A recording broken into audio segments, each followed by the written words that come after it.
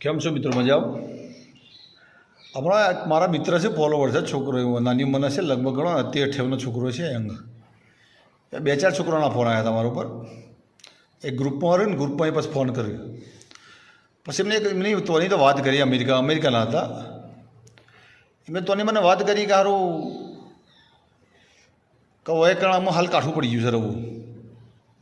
એક તો કે ઘેર બધું વેચીને આવ્યા હોય, પૈસાનું વ્યાજ ચડતું હોય, પછી બહાર નીકળાતું નહીં, પૈસા મોકલવા જઈએ તો તકલીફ પડે છે, પકડી ગયા ને તો પેલો ટ્રમ્પ તો સીધા શું કરે છે, સીધા વિમાનમાં બેહાડી દે છે, મતલબ જેલમાં પડીને જે પ્રોસેસ કરીને, પણ ડુંગર ઘેર બંધાય છે.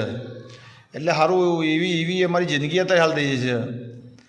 અને ઘરવાળા તો એમ જ કહે છે કે ભાઈ તમે પૈસા મોકલાવો, પેલાના લાવવાના છે, અમારો ઓય બાચી છે.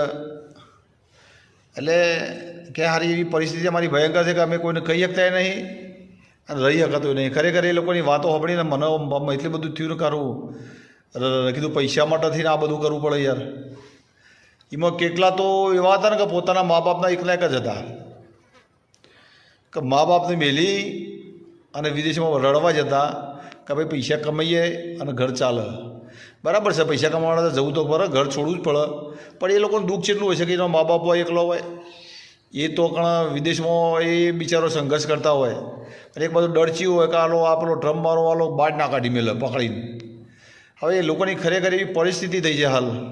એ લોકો વાત કરતાં અમુક છોકરાના આંખમાં રોવા મળે હતા. ખરેખર યાર મને એ થયું કે આવી સ્થિતિ છે આ લોકોની કે જાતે એક તો આટલો બધો ત્રાસ, જાતે બનાવવાનું, જાતે ખાવાનું, મજૂરી થાલી મળવા. અમુક લોકોનો તો પગાર શેઠિયા નતા હાલતા, પગાર ના હાલ શેઠિયા એમ કારું.